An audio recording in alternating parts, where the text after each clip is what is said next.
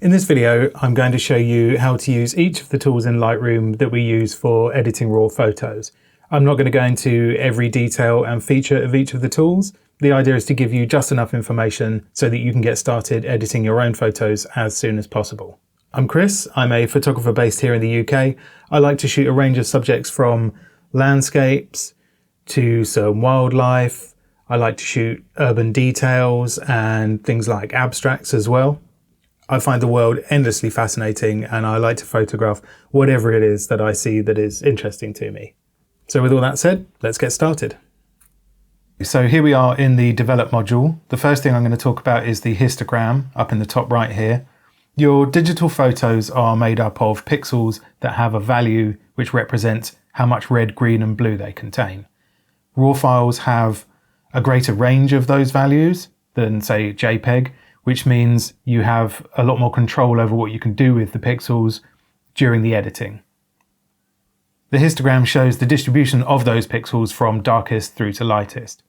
The markers in the top corners are there to show you when your pixels are clipping, which means when the pixels are either fully black or fully white. And I can show you what happens. So if I just use the exposure here, you can see that top left one has gone white or grey, and that's showing you that some pixels are clipping. And the same if we go to the highlights and we overexpose. And what you can do is you can click on these and then it will show you in the image the pixels that are clipping. When you clip the shadows, so the pixels in the image turn blue, and that indicates that they're clipped, so they're fully black.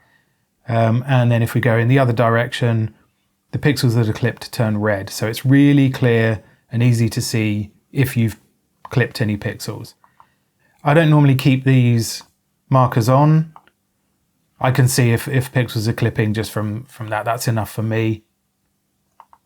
The last thing I'll say about the histogram is I wouldn't edit your photos only with the histogram in mind. It's a really useful tool to gauge overall exposure and image brightness and or sort of perceived brightness, that kind of thing, and helps you compare it with other images. You start to learn how the histogram looks and how that image might be in comparison to others. And with things like the clipping, there are times when you might want to purposefully clip pixels. Let's say you've got a photo and you want to show really bright, blinding light, you might want to purposely clip some of the highlights. So use it, keep an eye on it, but don't only edit according to the histogram. Now let's have a look at cropping the image, because this composition isn't particularly good. The chaffinch is off center over here on the left, and there's a lot of wasted space over here on the right. Before I do that, I am going to right click on the photo down here at the bottom and select create a virtual copy. And what that does is just creates us a new copy of the photo here, and I'm going to edit this one. And I quite often do this when I'm going through editing steps, because then you can easily see your progress from one image to the next. So now I'm going to select the cropping tool by clicking this icon here, and you crop your image by just grabbing the sides of this overlay on your image, and then you can just click in the middle and drag your image around to how you want it to be. You can change the aspect ratio of your crop, so you can choose 1:1, which is square, or maybe 16:9. If you want to change the orientation from portrait to landscape, you just press X and that switches between them. So for this image, I want to keep it on the original aspect ratio, and I'm going to put the chaffinch over on this right hand line here according to the rule of thirds. I think that's going to work. We're cropping in closer to the chaffinch and it's looking slightly to the left, so it makes sense to have a bit more space on the left to show that it's kind of looking into that space. And when you're finished, you can either just press enter to close the crop tool, or you can just click back on the icon again and that will close it. We've got this section called Profile here, which as a beginner with Lightroom, I would ignore for now. It's a collection of, I guess one way to think of it is different interpretations of the raw image data. So you can think of it as different starting points for your edit. For now, ignore it, just leave it on whatever is selected as default, and I can cover this in another video in more detail. Let's briefly look at white balance. I would recommend, as a new photographer or new to editing, I would put your camera in auto white balance mode and either let the camera decide, or when you bring your photos into Lightroom, I would select auto white balance from this list. I use auto white balance on my camera and I find it's almost never wrong. And I find that I almost never adjust the global white balance of an image. I quite often will use white balance in conjunction with masks, and that's something I'll cover when we get to masks. And the reasons you might want to change the white balance, I mean, let's have a look. So with an image like this, you've got this sort of sunset, but it's a bit boring in terms of the color. It's a bit washed out. So you can just grab the temperature slider and warm it up, and then we can get more of that sort of golden hour sunset. And then, so for example, with this one, you might have the opposite. You might think this is too warm and too orange or yellow, and you want to cool the photo down. So you can drag this temperature slider more into the blues. And that's kind of sucked all of the life out of that photo, so I wouldn't do it with that one. But yeah, for now, I recommend probably just keep it in auto white balance and start with that. Moving on to exposure and contrast now. So let's create our new virtual copy. The exposure control in Lightroom doesn't work the same way as exposure in your camera does. In your camera, when you increase or decrease exposure, it's going to increase and decrease all tonal values an equal amount. In Lightroom, it tends to work more on the midtones and it will squash them up towards the highlights or down towards the shadows. So if you have a look at the histogram here, as I move the exposure control, you can see it's dragging most of the midtones up towards the highlights. And then if we go in the other direction, it's dragging them down towards the shadows. And what I do when I'm setting exposure in Lightroom, I keep an eye on the histogram, I'm aware of it, but I'm mostly looking at the photo and I'm working out what looks just about right. So I want to increase this quite a bit. I'm aware that the body of that chaffinch is quite dark. So I'm going to set it something like that. This isn't a good photo to demonstrate increasing the contrast. We've already got some quite bright highlights in the sky and some quite deep shadows in the tail feathers and in this twig here.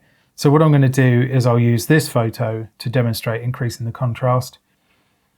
First thing I need to do is bring the exposure up, and I am doing this by the histogram, but just to show as a demonstration, I'm going to move this so that it's pretty much in the middle, and we know that increasing the contrast is going to push the shadows and the highlights further from the middle. So if you keep an eye on both the histogram and the image, as I increase this contrast, you can see the shadows are getting deeper and darker, and then the highlights are getting brighter and lighter. And we can probably take it all the way, if we wanted to, and make a really high contrasty photo. I actually don't use the contrast control very often. There are other ways of adjusting contrast which give you a lot more fine control, and I tend to use those, and we'll cover those in a bit. So back to our photo of a chaffinch. And what I'm going to do here, it seems counterintuitive, but I'm actually going to decrease the contrast in this photo. This is a technique you can use when you've got a subject with a lot of fine detail. It can help to decrease the overall contrast of the image. And then there are other editing steps we'll use later, like clarity and texture, which are contrast controls in themselves, but in a different way. And we'll use those to bring more detail back in. So for now, I'm going to zoom in. So I'm going to hold Shift and then left click on the mouse and scroll left and right. And that's going to zoom us in. And if you keep an eye on the overall tones on the body of this chaffinch, as I reduce this contrast, and you can see everything's getting more and more even. And that gives us a nice neutral starting point to then later on add in a lot more texture and detail. The next group of sliders we're going to look at are the highlights, shadows, whites and blacks. Hopefully the name is a bit of a clue as to what they do. If the exposure slider controls the midtones mostly, then the highlights controls the tones slightly above that, and then the whites, the very brightest tones, and then in the other direction, the shadows will control the tones slightly darker than the midtones, and then the blacks, the very darkest tones. This is a great image to show the power of using these controls, and they really can be very powerful in editing. And this is one of the benefits of modern digital high dynamic range cameras, is that they capture such a huge range of tones from brightest to darkest. And then when you're shooting in RAW, you really get to control how those tones are displayed. Okay, first thing we'll do is create a virtual copy so we can check our progress. And you can see we've got reasonably well exposed sky, but this riverbank is really dark, almost black. You can see from the histogram, it's all bunched up here on the left. It's not clipping, so that's really good. And what I'm going to do is increase the shadows to start with and see what we can get out of that. That's great. That's got a lot more detail out there. I'm going to increase the exposure as well. What you find with these, with editing, is that you will go back and forth between some of the settings. You won't just set the exposure and leave it there and then move on. You might come back and change it later on. And that goes for pretty much all of the controls. It's a bit of a balancing act throughout the editing process.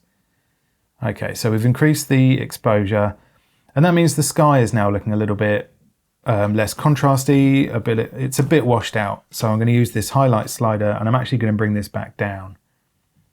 And you can see that's starting to bring a bit more, it's almost like it's bringing more saturation to the colors as they're less washed out. So that's a bit better.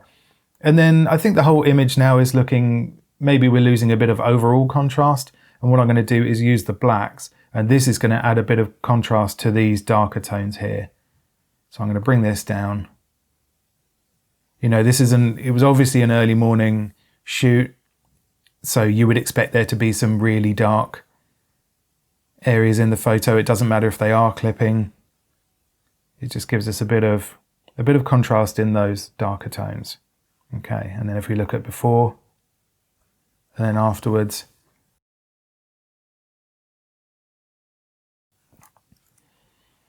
Let's look at another example or two, because I really want to emphasize just how powerful this can be and how useful it is as part of the editing process. So we'll look at this photo, create our copy. First thing I'm going to do, I'm going to bring those highlights down, because I can see they're really, I'm going to say they're really blown out. They're not blown out in that they're clipped, but they're just really bright, and we've lost all definition of the clouds. So I'm going to bring the highlights down, and then you can see that really helps to bring in some of the blue sky and some of the definition in the clouds. And then same again, bring the shadows up, because they're really dark, all that foreground. Probably going to bring that all the way. So we've got a lot more detail in the highlights and the shadows. I think it's looking a bit washed out overall. So again, I'm going to use this black slider and just bring that down. And it's very easy to go too far. You know, if I were to bring it down to here, that just looks off. And this is where you have to use your judgment and your creativity and artistic eye, depending on what effect you want to achieve or what you think works. So I'm going to set it at something like that. And then if we just look at our before and after, that is a real drastic change to that photo. Okay, let's see if we can use these controls on our photo of the chaffinch. So let's create our new copy there. And then, as usual, first thing, I'm going to see what happens with the highlights, bring those down a little bit. That's starting to bring a bit more colour into that blue sky. And then the shadows, I am going to bring those up again slightly to get that. When I'm editing this, I'm really looking at the body of the chaffinch here to get that nice and bright. And then later on again, we will do some work on just the chaffinch to add a bit more contrast there. And that's actually brought a lot more detail out in the tail feathers here, which is good. I probably won't adjust the whites. It's actually rare that I use the white slider. I find it's only in unusual cases that's needed. But the blacks, again, maybe I'll bring that down slightly just to bring a little bit of contrast back. And then if we look at our before and after, not a massive change. We've actually lost quite a bit of contrast overall, but that's fine. There are other things I'm going to do to bring that in later.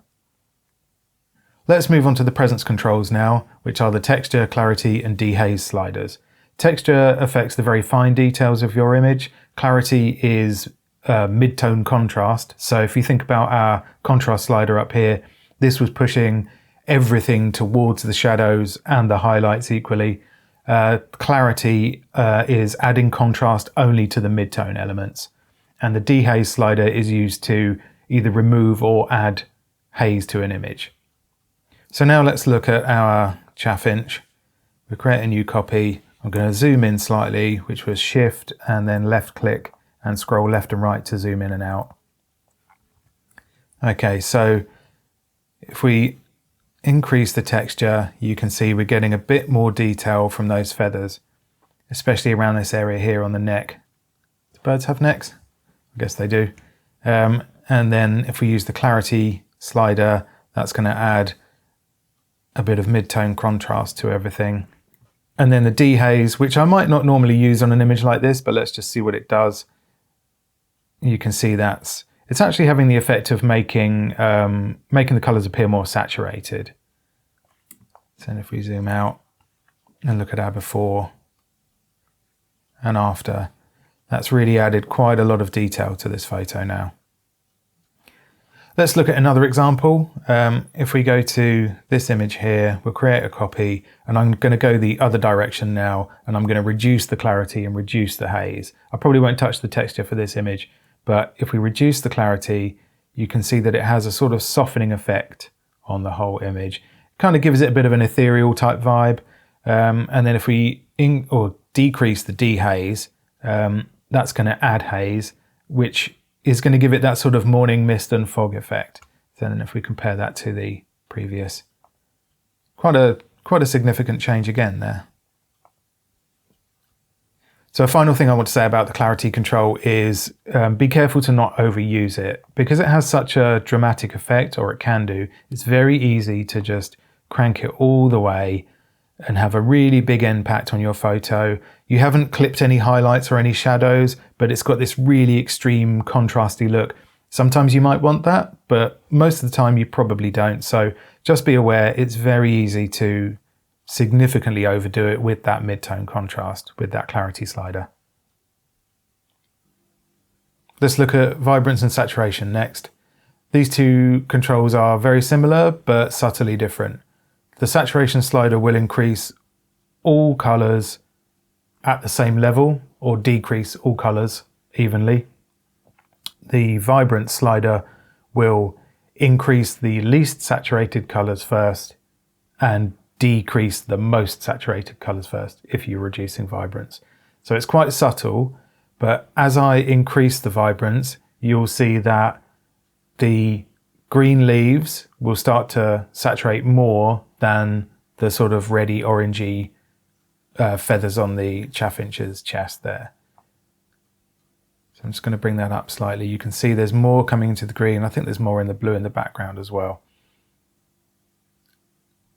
And then if I lower the vibrance, you will see this color reduce more than the greens to start with. It's happening to both, and it's quite subtle. And then if I increase the saturation, you can just see everything gets cranked up all at once. And if I decrease that, everything is desaturated all at once.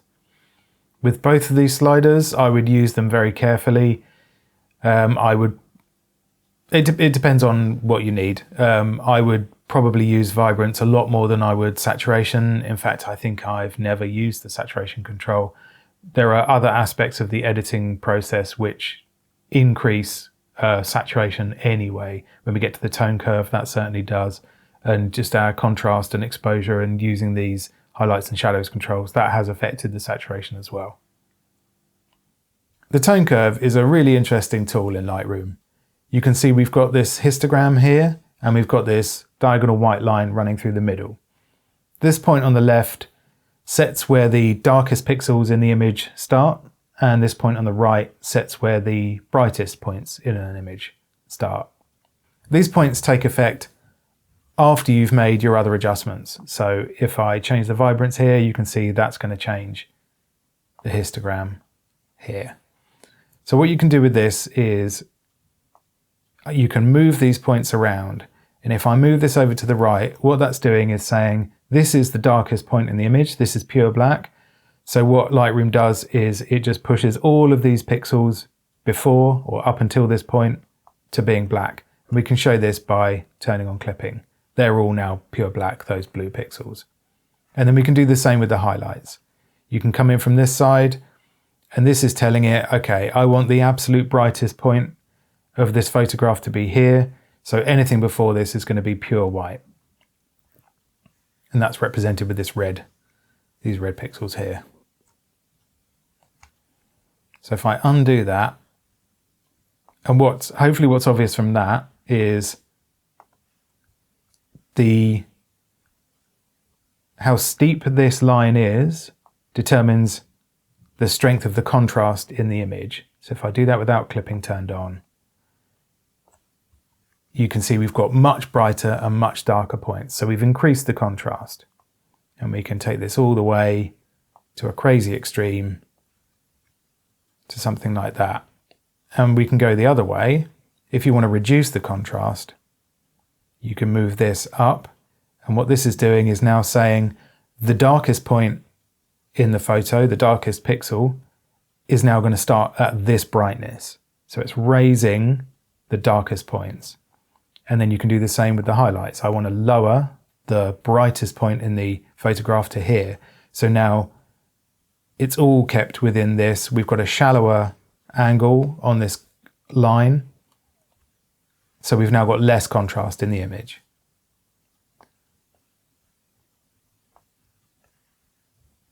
So one thing you can do with the tone curve in a sort of a creative way, it's a little bit overdone these days, but it's still worth knowing how to do it, is I'm gonna, actually let's start a new copy.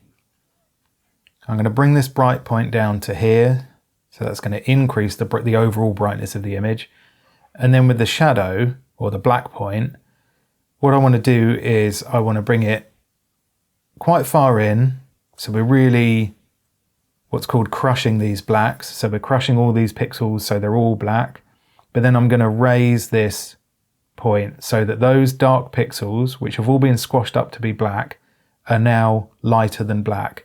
And this gives what's called a faded look, because you've got this, the black point of the image isn't black, it's this sort of dark grey.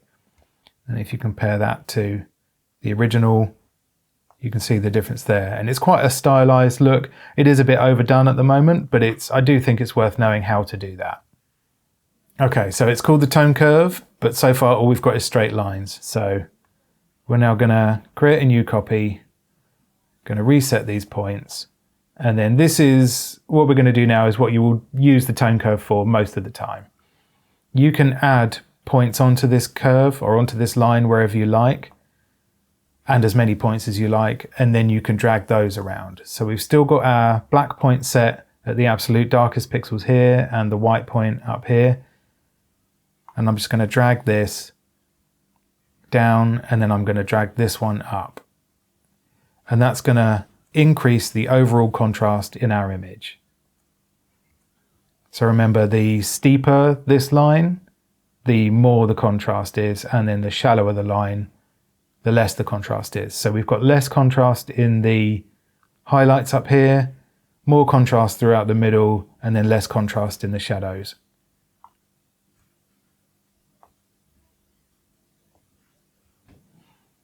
You can try and get a bit clever with this as well. So if we go back to this image, before we use the dehaze, I'm going to create a copy of that.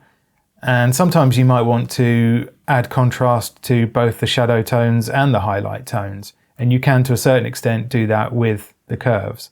So we're going to create a curve towards the bottom and then one towards the top. And once you've set these points, you can move them around as much as you like. So I'm just going to create that curve shape, create that contrast throughout the shadow tones there, shallower throughout the middle, and then this is those highlight tones, and I'm going to, let's really push those and get quite a steep contrast across the highlights there. And then you can see, so we've got these two S-curve shapes, one over the highlights, one over the shadows, and then when I compare with the previous image, you can see there's more contrast in the shadows and there's more contrast in the highlights. Okay, 2 more points to make about the tone curve and then we'll move on. It really is a very powerful tool in Lightroom, and because of that, it's possible to make really drastic changes to your edits. for good and bad, and sometimes by accident. So be aware, it's very easy to accidentally click in the tone curve somewhere and just create this drastic psychedelic effect, which you probably don't want. It's worth experimenting, you know, go a bit crazy, see what you can do with it. You might want to use it for creative purposes, but just be aware that you can make these really extreme changes to your photos that you may not want to. Okay, the last thing to say about the tone curve is that there are other ways of using the tone curve, or other tone curves you can adjust. So you can change the red pixels, green and blue pixels independently. And you've got this other method here of affecting the curves. For now, if you're just starting out, stick with this one and experiment with that. There's a lot to learn with just that one before you move on to the others. The color mixer. Using this tool, you can change the hue of any color, you can change the saturation of any color, and you can change the luminance, the brightness of any color. There are two ways of doing this. You can either just grab one of these sliders and move it left and right, and that changes the color. Or you can select this button here, there's one next to each of these sections, and then you can just left click and grab any color on screen or any point on screen and scroll up and down, and that moves the sliders of whatever color or colors you've selected. I should have said this earlier, to reset any of these sliders, you just need to double click on them, like that. You can also double click on the name, and that does the same. So some ways you might want to use this tool, or the way that people use them. This is really distracting. There is a massive spider crawling along the window behind the camera. Maybe you want to make this more of an autumnal image. So you want to move the greens more towards the yellows, maybe move the yellows more towards orange, and then some of those oranges more towards red.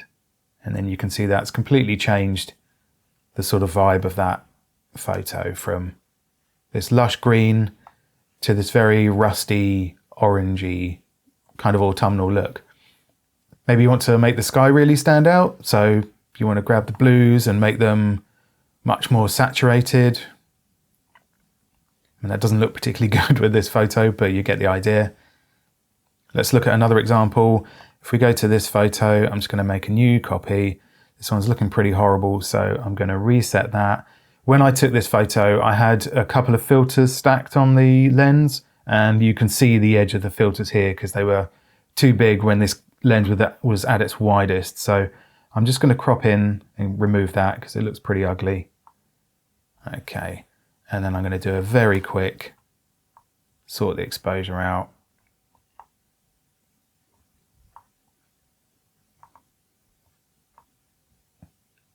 Okay, that'll do for now.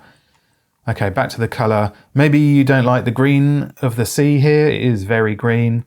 So I'm just going to grab the hue and I'm just going to scroll up. I'm moving it more towards blue.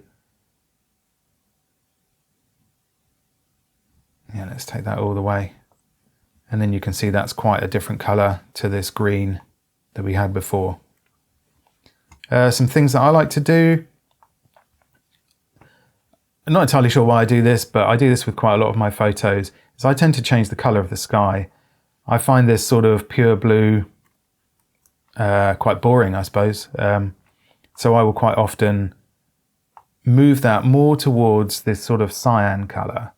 I think it has maybe it's a kind of vintage look or a nostalgic look. I just prefer that kind of look. And very often when I do that, you can see it's somehow seeming more saturated. So I just need to pull that down slightly as well so that it blends in a bit better with the rest of the photo. So have a play with the color mixer. As with all of the tools in Lightroom, it's very easy to push things to the extreme and come up with some quite dramatic, often ugly results. I recommend when you've finished editing a photo, come back to it a day or two later and have another look with fresh eyes. Sometimes you find that you've overcooked something in terms of, you've turned the saturation all the way up and you need to dial that back down. And some of these things you just can't tell until you come back with fresh eyes. We'll move on to color grading now, and with this tool you can emphasize a particular color in the shadows, the midtones, or the highlights, and any combination of those three, and you can change the brightness of each of those as well. And one example of what you can do with this, which is used quite a lot, is to try and create what people call the cinematic look, which is this sort of orange and teal or blue shadows, orangey yellow highlights. So using this is the shadows, I'm just going to grab this point here and move it down towards the bottom left. And this is going to give a bluish color cast to all these shadow tones. And then with the midtones, I'm going to move these more towards a sort of yellowy orange. And then I'll do the same with the highlights. And then if we look at our previous image, and then this one, you can see we've changed the color cast in this image quite a lot. We have got a bit more blue to these shadow tones and a bit more of an orangey yellowy color to the highlights. And then we will look at another example here, and we'll do the same again. We'll bring those shadows down to a more blue, and we'll move the midtones to a more orangey. Actually, maybe we'll go a little bit more green with those. I think that fits the image. Oh, that works quite well actually. And I think with the highlights, I think we probably need to do nothing with those. I'll reset that. And then with these blue shadows, I'll just bring the brightness down. So you grab this slider here and we can make them much darker. And then if we compare the before and after of that, so I think we're moving to an area of Lightroom with the more creative tools. Don't feel that you have to use this. I actually rarely use it myself. I think this is something it's worth experimenting with, and you may find that you develop your personal style in terms of general color shifts that you want to make to your photos. But again, don't feel that you have to use it, but do experiment with it. The detail panel is where we do things like sharpening and noise reduction. I'm going to start with noise reduction first, and specifically the manual noise reduction to start with. So let's zoom in to our chaff inch, and we can see there's quite a bit of noise here. It's not too bad, but we can definitely do something with that. And you'll notice when we look at these sliders, the color noise, it's defaulted to apply some. And what I want to do to demonstrate what that's done is I'm going to increase the luminance noise reduction to its maximum, which is going to make the photo look terrible. But then when I undo all of the color noise reduction, it's going to make it really clear what it's doing. And if I take all of that off, you can very clearly see these different color splotches. You can see it more clearly in the darker patches, but you can see it really clearly here. So all I'm going to do is I'm just going to put this back to its default settings. That's cleared most of it up. And that's cleared pretty much all of it. And we're back to this quite horrible plasticky looking effect with the luminance noise reduction on full. So let's reset that. So I think with this photo, I don't need to adjust the color noise reduction. And I think unless you're shooting at very high ISOs, and if you don't have a particularly modern camera, which are really good at reducing noise in photos already, the sensors are so good, you probably don't need to fiddle with this much. If you can see lots of heavy color splotches throughout your whole photo, then yeah, give it a go with the color noise reduction. Otherwise, I might be inclined to just leave it on its default settings. So what we're going to do now is look at the luminance noise reduction, because there's definitely some work we can do here to improve this. When you think about noise reduction, you're never going to get rid of all of the noise. We're just going to try and reduce it. So I'm just going to start by turning this slider up, and you can see we're starting to lose some of that noise, which is good. We're also starting to lose some of the detail. If you look at these feathers, and if I turn this back off, you can see it's almost as if we're losing sharpness. So let's get to an acceptable amount of noise reduction. That to me looks like we've lost a decent amount here. It's not too distracting now. That sort of level of graininess is fine. And then I'm just going to increase this detail slider and see if we can get back some of the detail we lost in these feathers here. And I'm going to check this by turning this whole panel on and off. Okay, maybe let's try and bring a bit more detail back. And the contrast, when you apply noise reduction, you can lose a bit of overall contrast. It's not a particularly strong effect here, and I'd be inclined to not touch this slider because I'm not seeing a drastic change when I increase that or decrease that. Maybe it's having some effect. We'll put it in the middle. And then let's check the before and after again. So that's removed quite a lot of noise, and hopefully we've kept quite a lot of detail as well. Let's look at Denoise now, which is the AI version of noise reduction. So I'm going to create a new copy. And let's undo the noise reduction we did. Set these back to default. And then, oh, that's weird, look. And then click Denoise.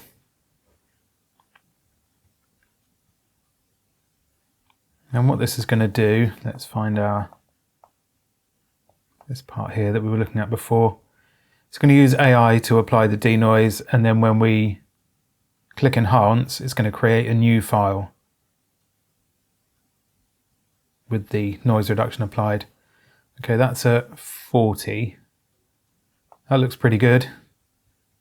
So it redoes it every time you move this.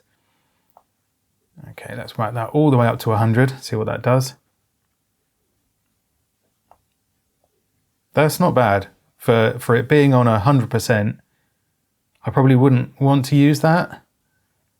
Let's go for, let's see what 50 does.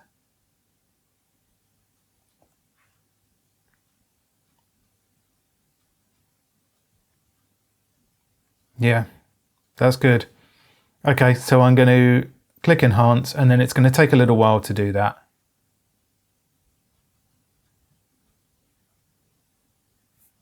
You can see the progress bar here. Okay, that's done, and it's created a new file here, and it's added enhanced NR for noise reduction to the name. So let's zoom in and have a look.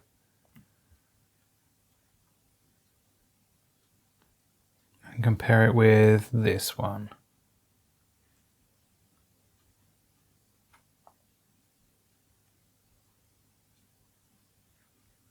I think the AI is better.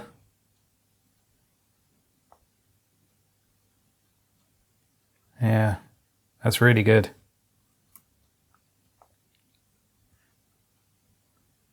That's done a great job.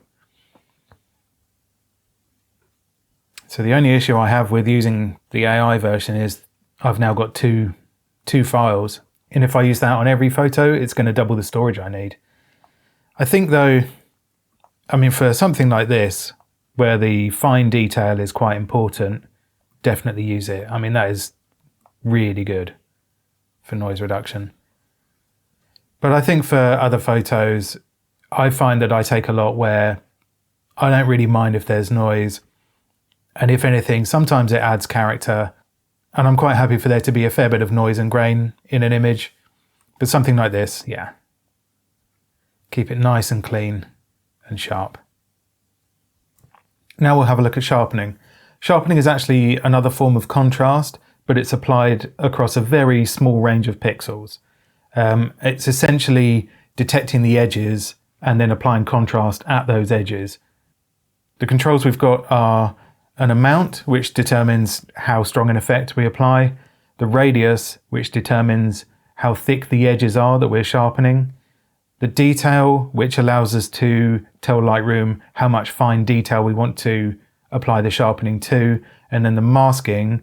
This helps us to tell Lightroom to not apply the sharpening to certain areas.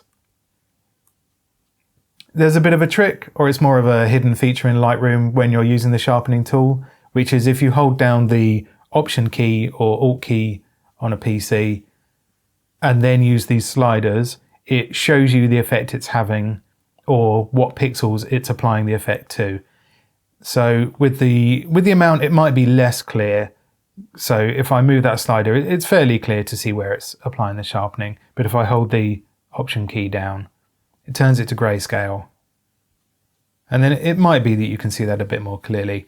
And then with the radius, it's much more clear with the radius. You know, this is a really small radius. And then as soon as we increase that, you can really see it's much thicker edges that it's sharpening. And then with the detail, so we've got almost no detail here, and then we turn that up and it's applying the effect of more and more detail there. And then with the masking, this is going to show us anything in black isn't being sharpened and anything in white is being sharpened.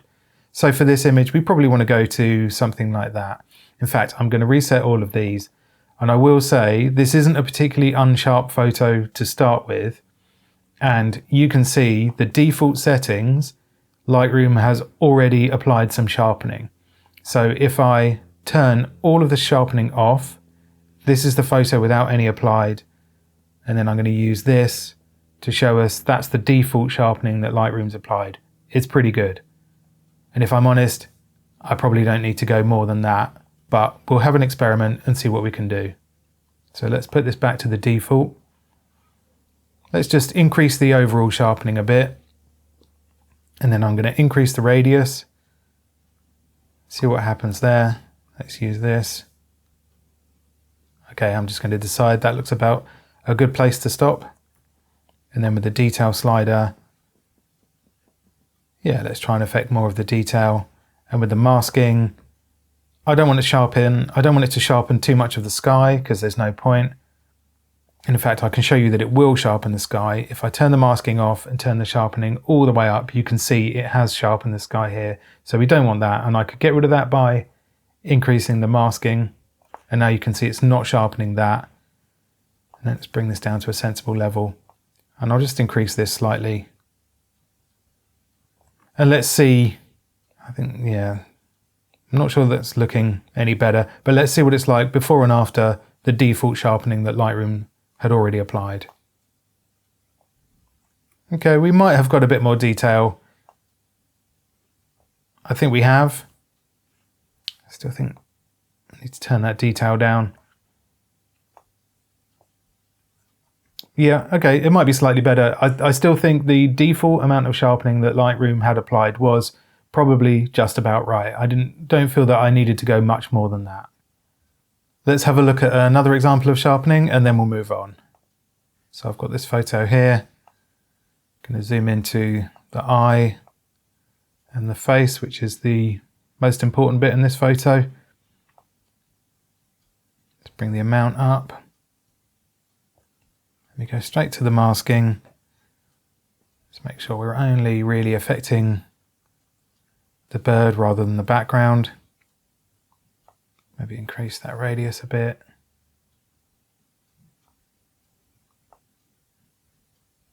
And I think with the detail, I might reduce that.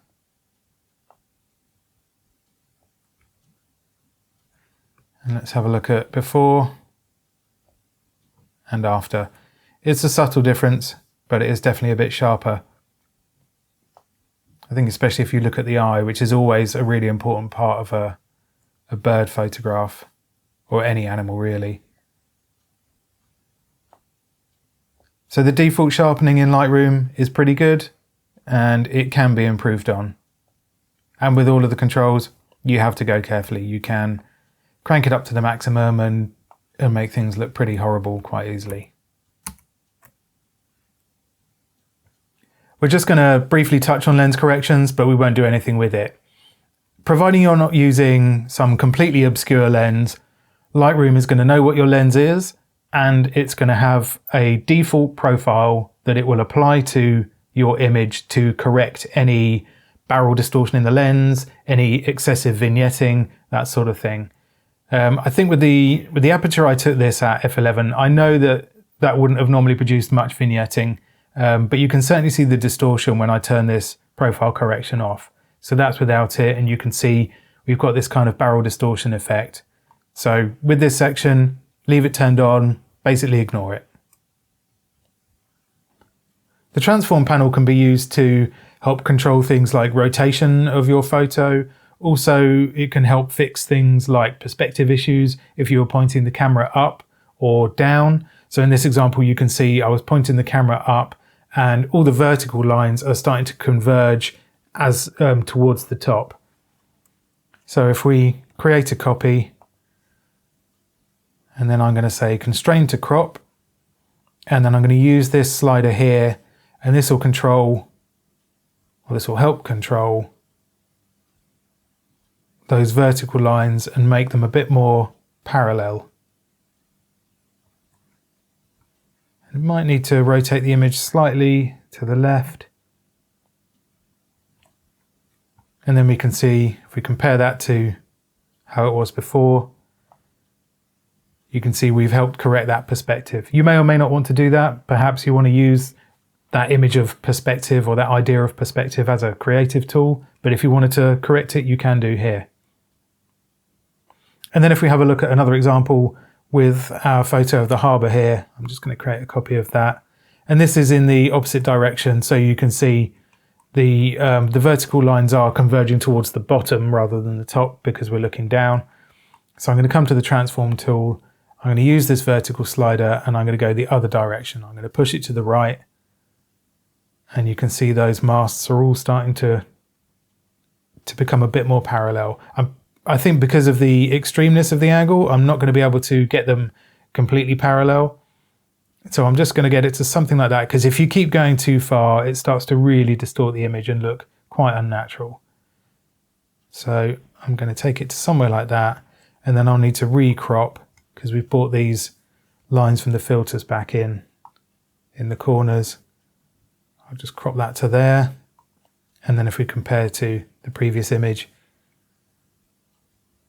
you can see that it gives less of an impression that you're looking down on this harbour scene, and it's a bit more as if you're looking straight at it. We're on to the effects panel now, and we've got vignetting and grain. I do use vignettes sometimes, not loads, but they can be really useful to help draw the viewer's attention to the subject, especially if that's in the centre. They work really well with symmetrical kind of photos, or photos just where your subject is in the centre. So let's create a new copy. And then you've got two ways of doing this. You can either pull this slider to the left and this will create a darker vignette, or you can pull it to the right and this creates a lighter vignette. I've never used a lighter vignette. That looks pretty terrible to me, but it's really useful if I just pull that down, just to really, especially with this photo, really help draw the viewer's eye right down the center of this path. We've got a few controls here.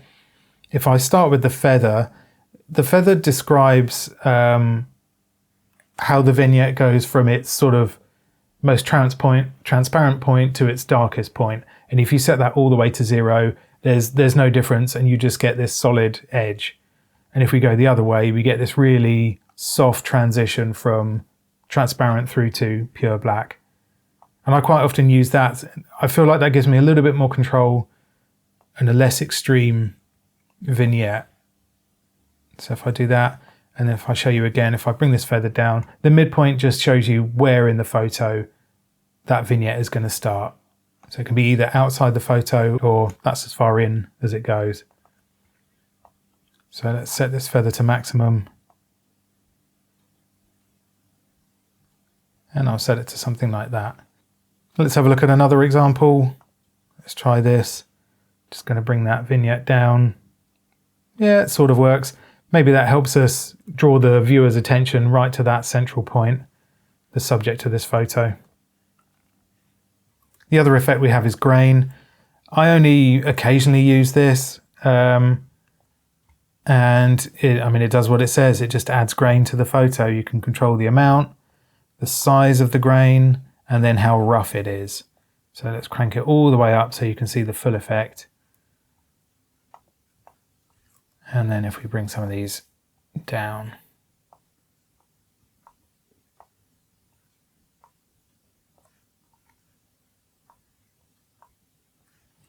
I don't think it's an essential part of photo editing. Give it a try. You might like to use it.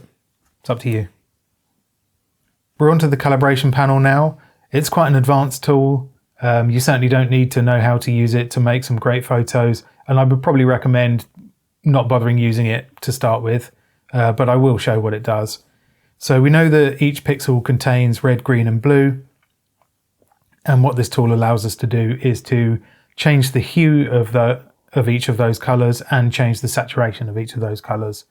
So we can control the saturation of red in every pixel, the saturation of green in every pixel, and then blue. And then we can control the overall hue of each of those three colours.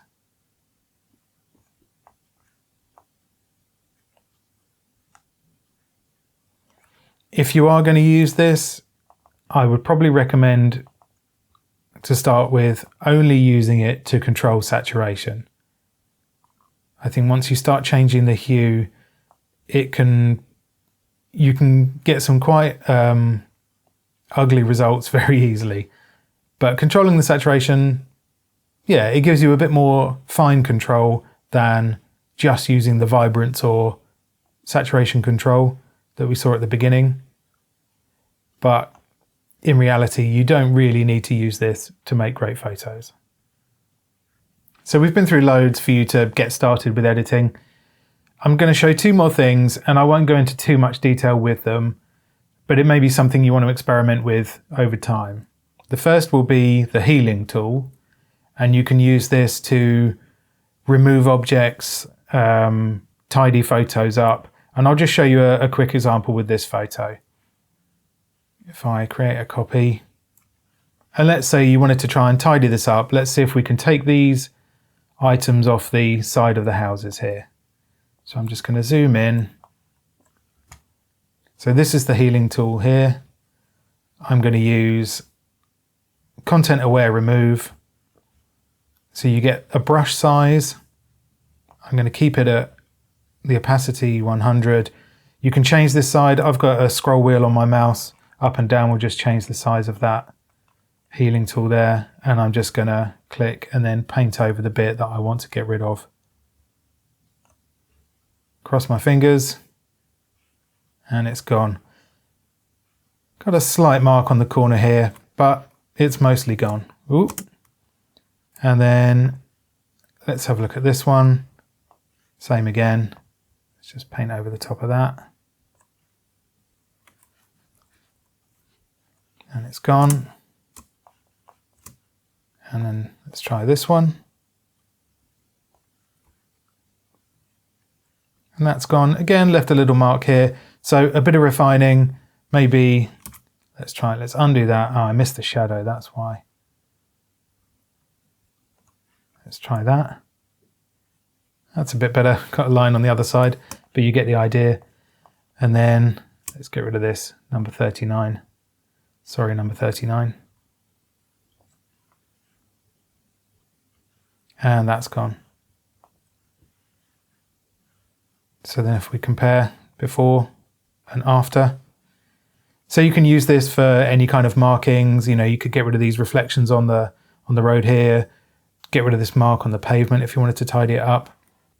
You know, so if you just wanted to create a really crisp, clean image with no distractions, you can use it for that. The last tool in Lightroom that I'm going to talk about is masking. Masking is another one of those very powerful tools. It's quite advanced. I will show you just a single example of what you can do. You don't need to use masking to make great photos and do great editing in Lightroom, but it's worth knowing what's sort of further down the line for when you get there. So I've chosen this photo very specifically because I know it's going to work well with this. We've got a nice clear separation between the jackdaw, which is the subject, and the background.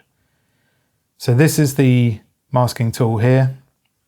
And what masking does is you select an area of the photo and then you apply edits to just that one section. And there are lots of different ways of selecting which area you're going to edit. And I'm going to use this subject selection. I know it's going to do really well. It's just going to pick out that jackdaw because it stands out really well. And then you've got this overlay which shows you what it's selected. You can turn that off. And then here's a small picture of what it's selected as well. And then, so let's look at increasing the clarity and texture on this jackdaw. I'm going to take it to the extreme so that it's really obvious what's happening. So you can see I've turned up the clarity and texture all the way. So this jackdaw is really standing out now. And you can see that hasn't affected the background at all. And maybe what you want to do, you can duplicate and invert the mask. So now we can edit everything that isn't the jackdaw. So maybe we want to do the opposite here, and we're going to reduce the clarity and really soften that background. And you can see that's made a real significant difference. And then if I turn the mask on and off, you can see the effect that's had. But like I said, it's an advanced tool. It's a very powerful tool. There's a lot to play with in there. Have a go if you fancy, but I would start with all of the other stuff we've covered first. So that's everything I wanted to cover in this video. Hopefully it's enough information to help you get started, and hopefully it's not too much information so that it's overwhelming. Thanks for watching.